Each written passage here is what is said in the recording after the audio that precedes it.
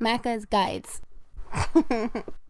Hey guys, Macca here with a video for Days Gone, and in this video I'm going to show you every single weapon in the game, from the worst to the best, and I've kind of grouped up the weapons. We'll talk about the ordering of the video in a bit here, but I kind of wanted to first talk about how you will go about unlocking a fair portion of these. Now, in terms of unlocking weapons in Days Gone, you can go about doing so in 3 different ways.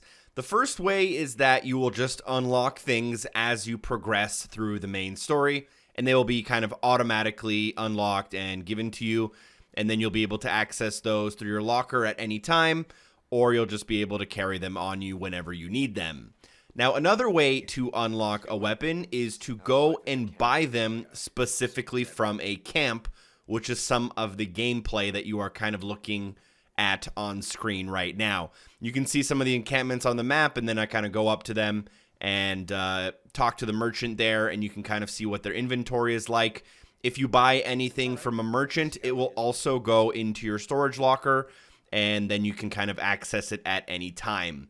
Now, the third way to get your hands on a weapon is to pick it up from an enemy. However, any weapon picked up from an enemy is not a weapon that you will automatically own, so it won't show up in your locker, and should you throw that weapon down on the ground, you will lose it forever. So those are kind of the 3 ways you can unlock some of the weapons.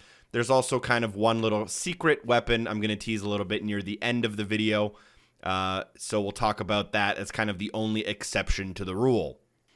Additionally, the way the game works is that early on in the game, you honestly don't get very many good weapons, and as you play more and more, the weapons get better and better. And one stat you can kind of look at when deciding what weapon you want to use is the grade. And the grades go from level 1 through to level 5, starting at level 1 as junk, level 2 is poor, level 3 is average, level 4 is military spec, and then we also have the highest grade, which is level 5, and level 5 is Special Forces Condition. So in just a few seconds, we're going to hop into the guns, and we're going to go through like pistols, then SMGs, then shotguns, rifles, snipers, and specialty weapons.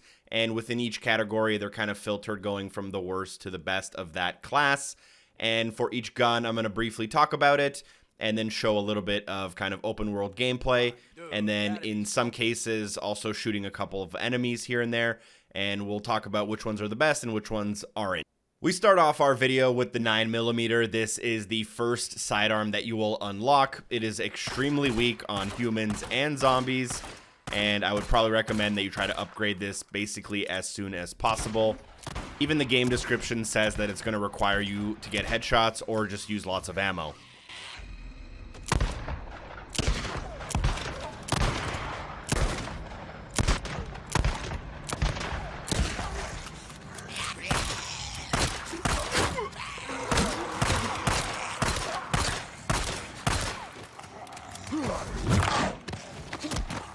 Next up, we have the SAP-9, which is just a moderate improvement over the 9mm. It has slightly more ammo capacity, it's slightly more accurate, and you'll also see it kind of drop by a lot of enemies pretty early on in the game.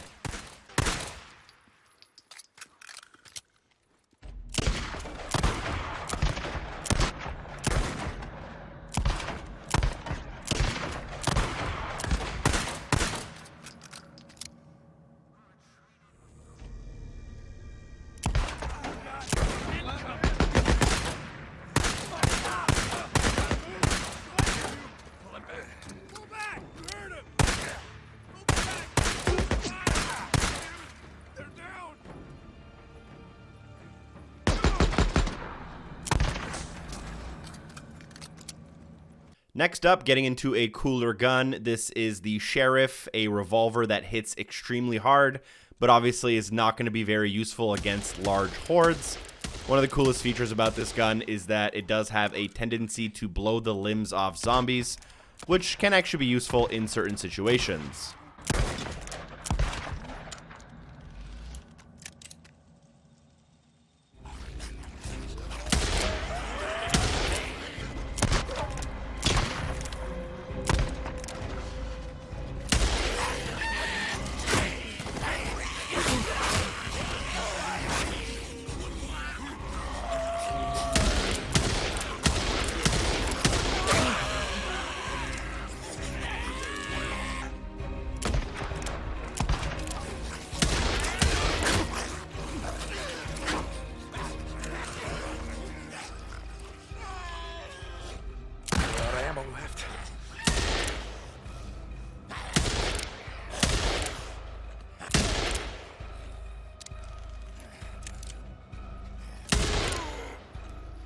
Next up, we have the SMP-9, a very useful sidearm that is fully automatic and is great at clearing hordes. Does pretty good damage, especially when you're comparing it to its class of other sidearms.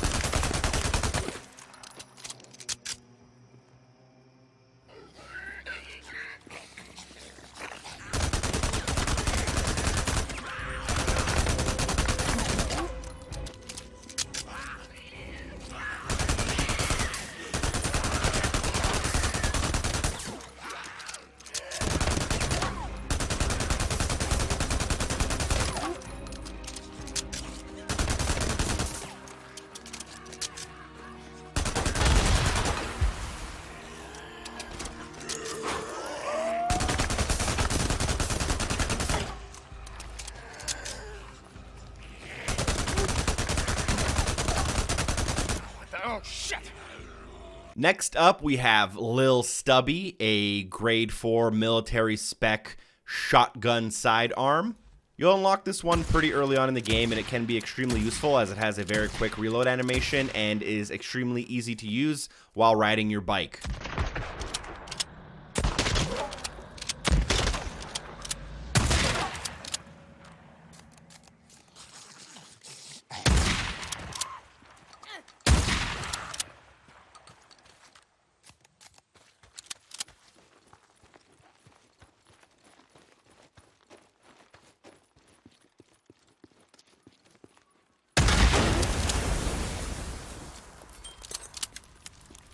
Going back to pistols, we have the Eliminator, which functions much like a Desert Eagle. Extremely high damage, extremely high recoil, but can often take down zombies in one hit.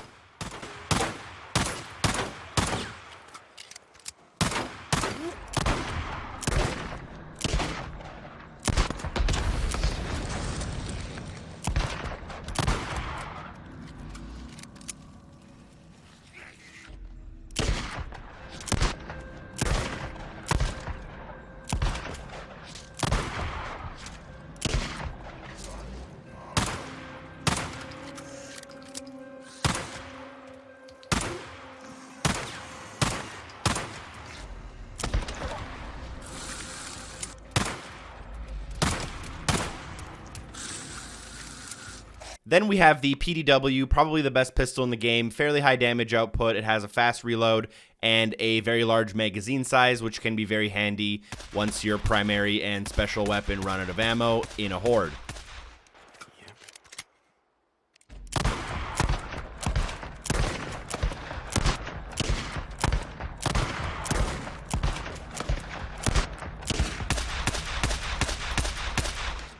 Finally.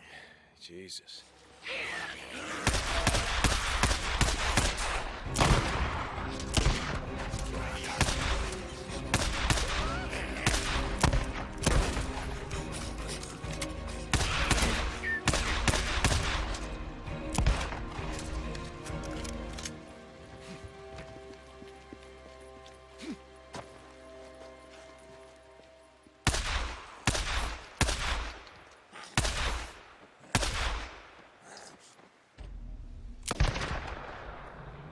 Last but not least, in the sidearms category, we have the Mare, which is a shotgun revolver. It fires shotgun shells, hits pretty hard, reloads pretty fast, but revolvers are a little limiting in this game.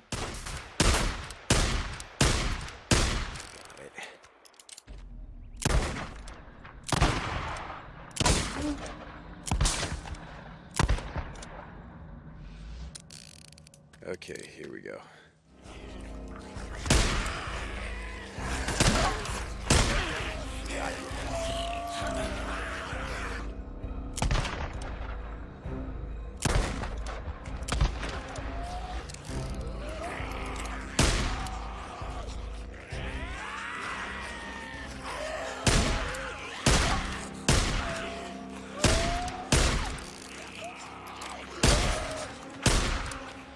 Next, we change categories in the game to shotguns, which will take up a primary weapon slot.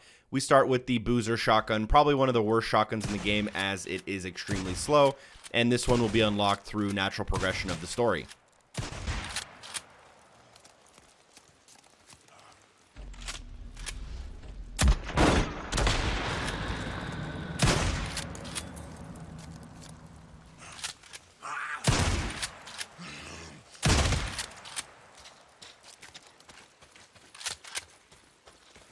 Next up, we have the RSF-60, a very average shotgun. There are much better shotguns we'll talk about in just a moment. Okay.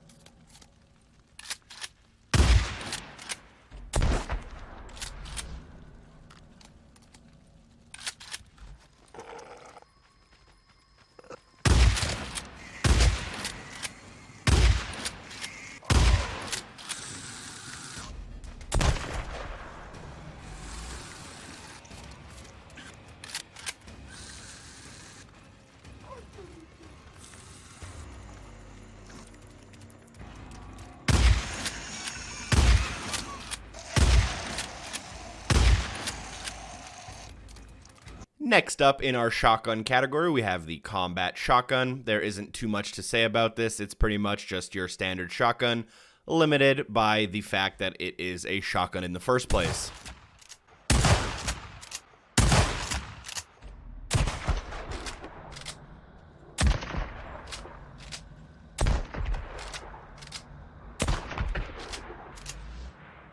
I gotta reload. There we go.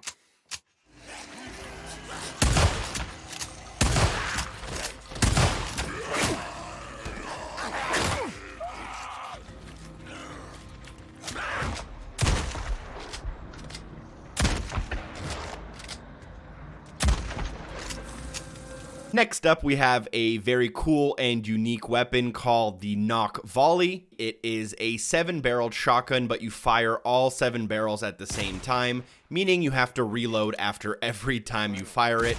It obviously does a ton of damage, but reloading after every time you shoot probably isn't the scenario you'll want to put yourself in during most combat situations.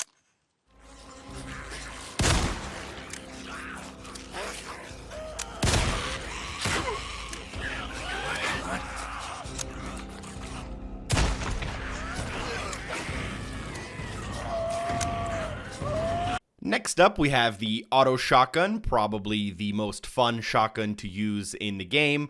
It is an automatic shotgun. It's pretty self-explanatory. Decent sized clip, shoots fast, high damage output, great stopping power. Can be useful for both hordes and special zombies.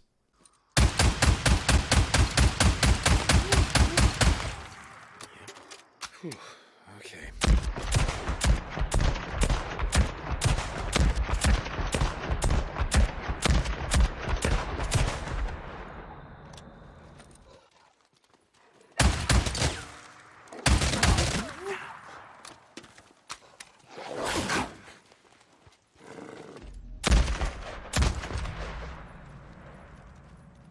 Get in there.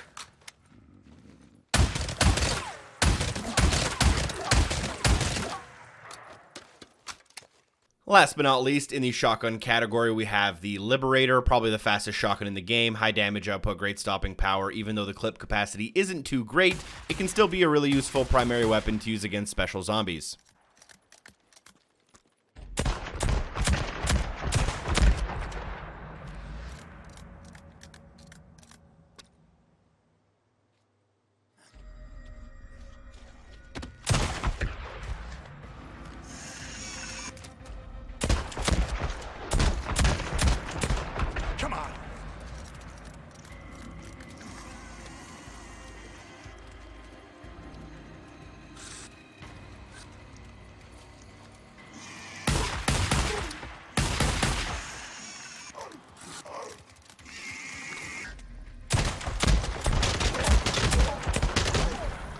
Next, we have the Stinger submachine gun. Nothing fancy. It is dropped from human enemies, but can be pretty rare to come across.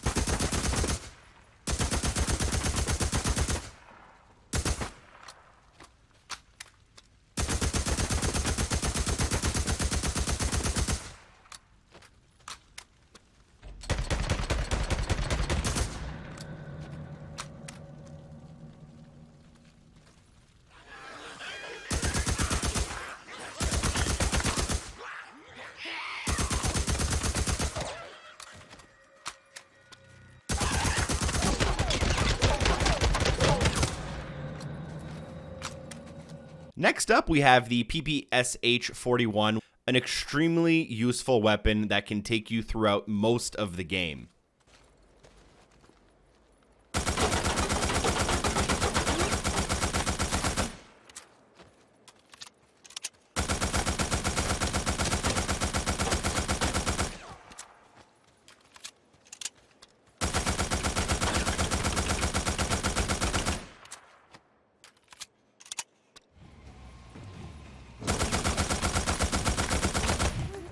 We then have arguably one of the best weapons in the game called the Chicago Chopper, aka the Tommy gun. It'll take on hordes extremely well, especially with the mag extender.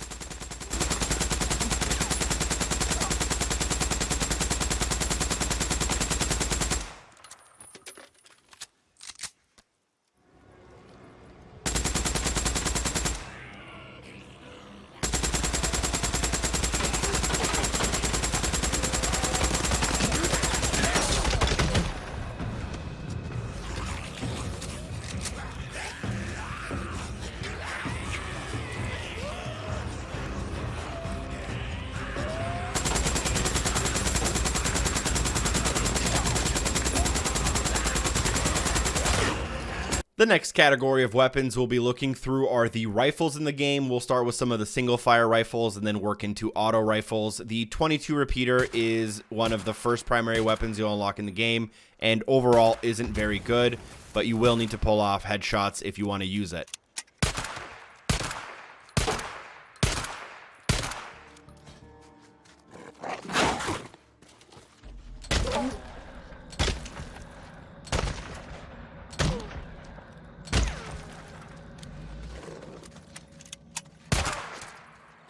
Then we have the M14, a very average weapon that I would probably recommend you replace for something better.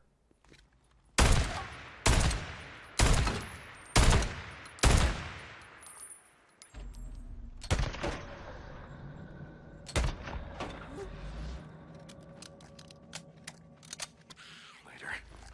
Oh shit, what the hell happened here? Might be worth having a look.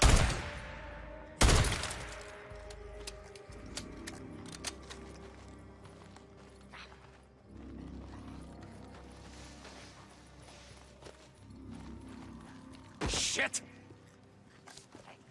Won't open.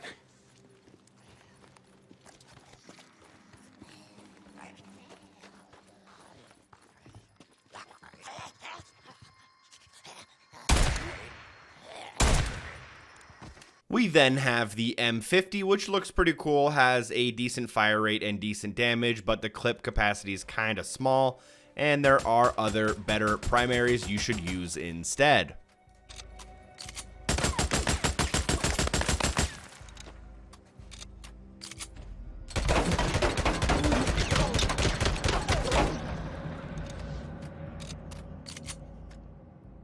And vagrants would just as soon shoot you as look at you. Sit still, you son of a bitch!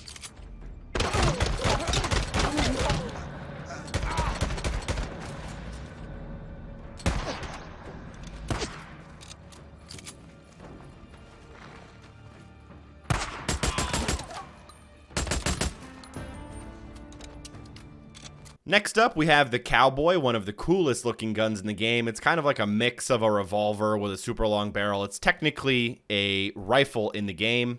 It'll do pretty high damage and can also take the limbs off zombies. There are way better primaries out there that you'd probably want to use instead of this one, but if you want to get your Red Dead Redemption 2 on and feel like John Marston, this might be the gun for you.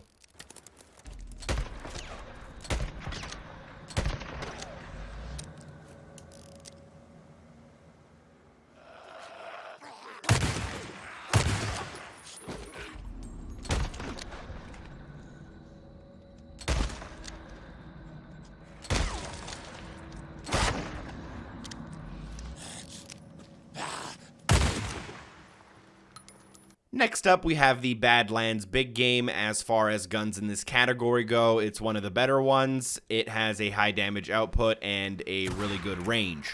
With that being said, it's going to be a lot more useful against human enemies instead of zombie enemies.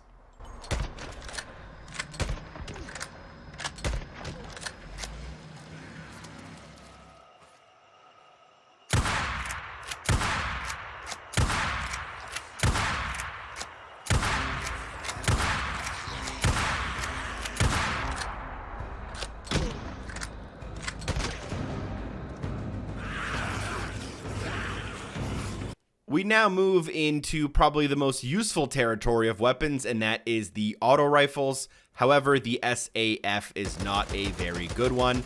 It's basically an AK-47 and a very common weapon that enemies will drop.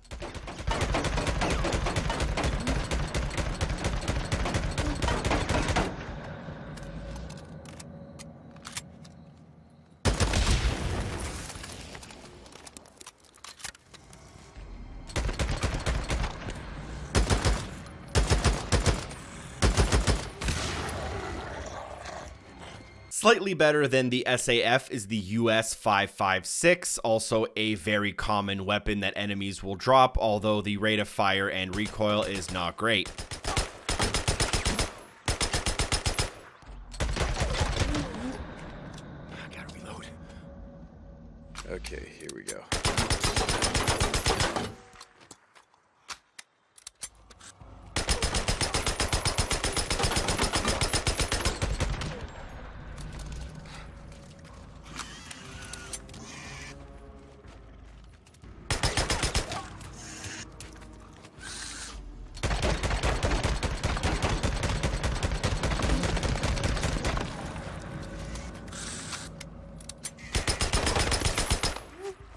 Then we have the MWS. For some reason, the icon in the top right isn't showing up, but another kind of run-of-the-mill standard style auto rifle.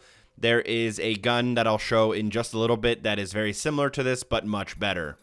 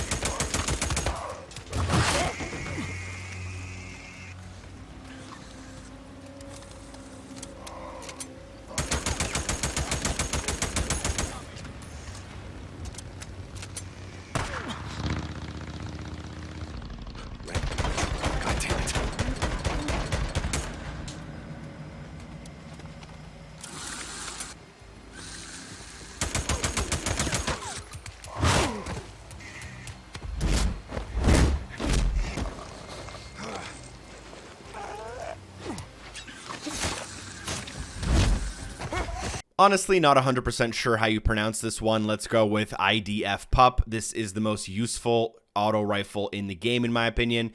Extremely accurate and very useful against other human enemies.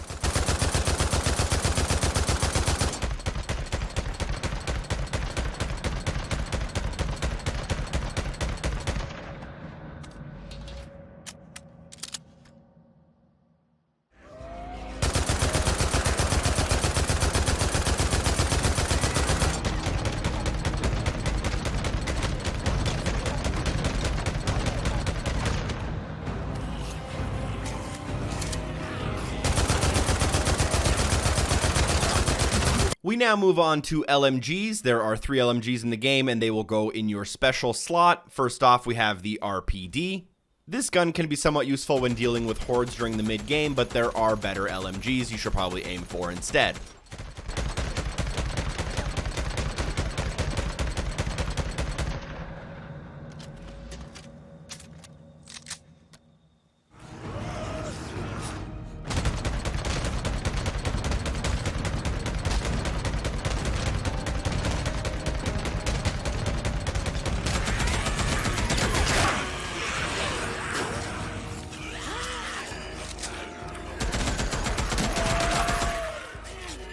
Next up, we have the MG45, another LMG. This one has pretty bad recoil, so the game actually recommends that you use it at closer ranges.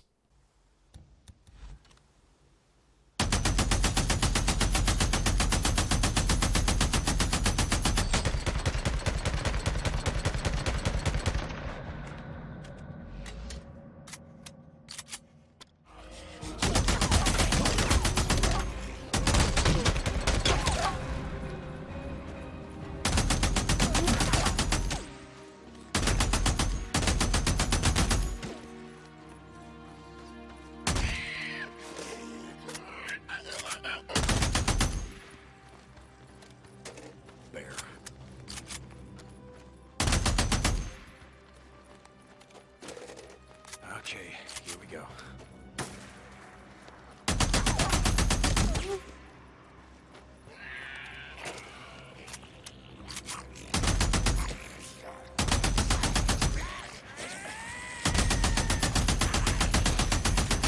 Last but not least, in the LMG category, a grade 5 weapon, the MG55. Probably the best all-around special weapon in the game for clearing hordes. It has crazy ammo capacity and can be even more deadly with the combat perk where bullets pierce multiple targets.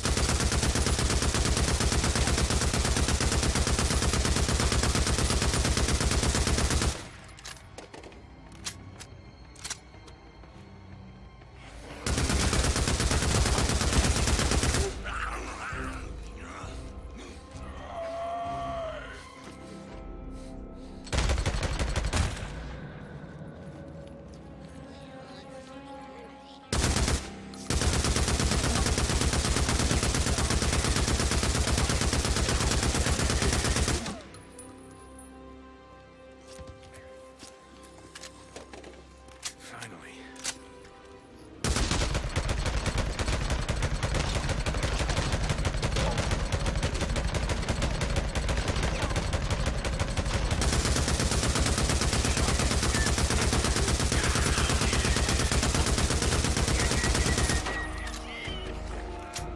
The next category of weapons we'll be going through are the sniper rifles in the game, and they will take up a special weapon slot. The first one you'll unlock is the M40, and it doesn't even have a very great damage output, and you have to chamber around every time you fire it, so it's kind of just pretty limited, honestly.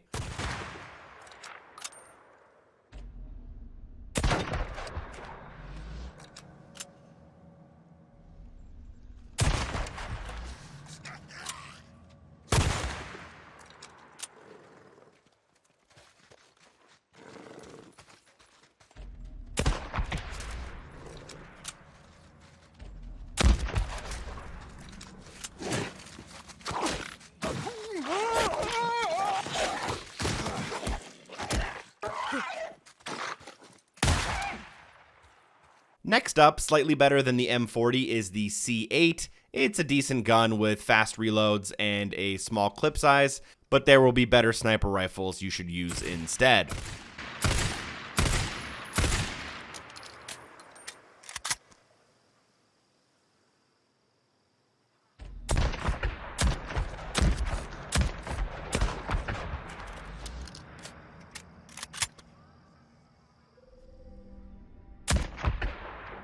Getting low on ammo.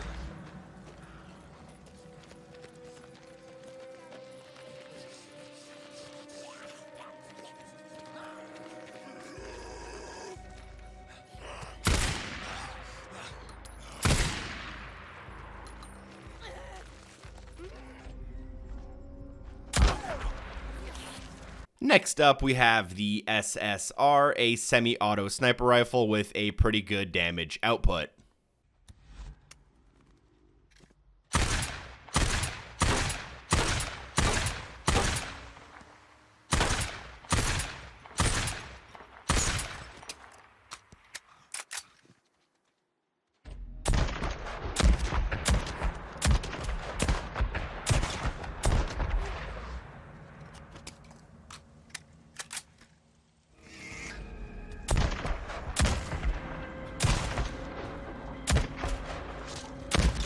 Yeah, not bad.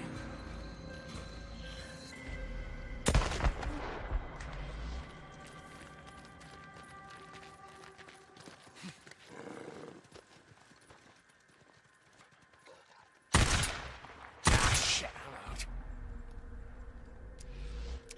Then we have the Talon 7, which is an extremely powerful sniper rifle with decently fast reloads, and it is made for taking out special targets at an extremely long distance.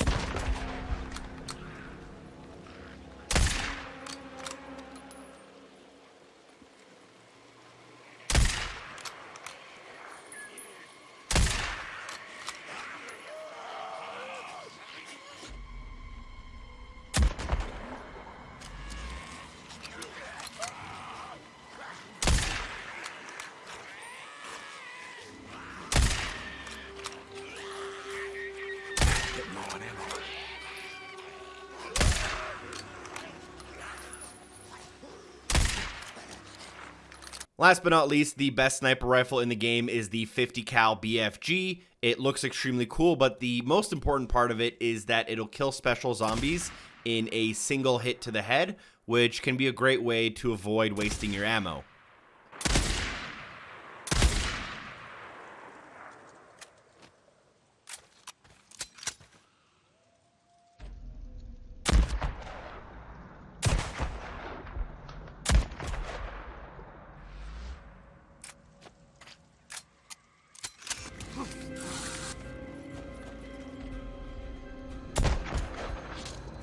Nice headshot.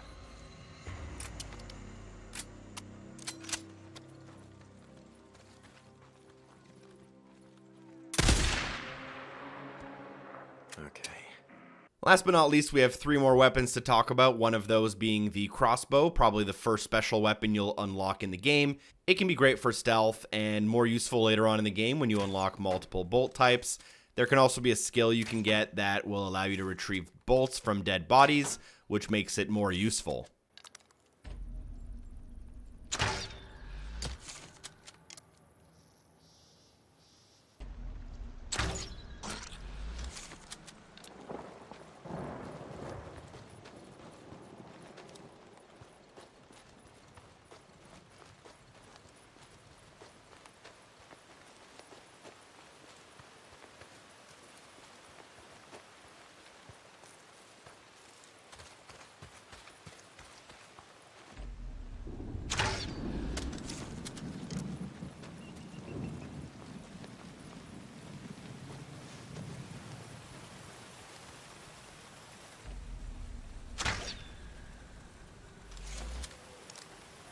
Next up, we have the Drifter Crossbow, which is just a slightly upgraded version of the regular crossbow, and the best part about it is the different bolt types. For example, the explosive bolt can be pretty useful against special zombies, and there's also a bolt that turns zombies against each other, also pretty useful in certain situations. The main problem is that these bolts do require you to have specific materials to craft them, which can be quite rare.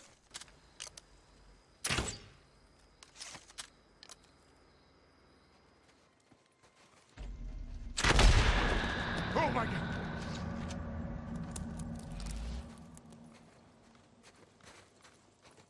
Last but not least, there's one more secret weapon in the game, which can only be unlocked after you beat it. This is your spoiler warning, but it is the stun gun. Basically, when you beat the game, you'll end up meeting with O'Brien, and something important will happen, and then he'll give you a blueprint for a new weapon that requires 18 IPCA tech points.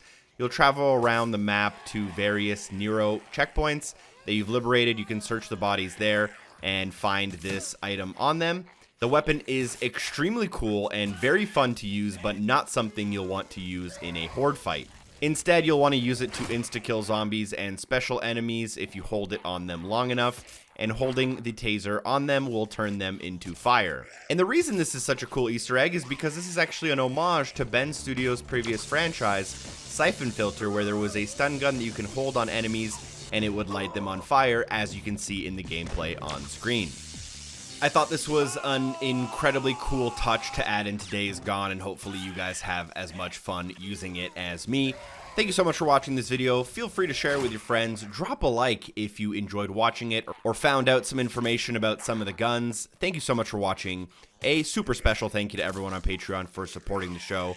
Shout out to 00, and hopefully I see you guys next time. Peace.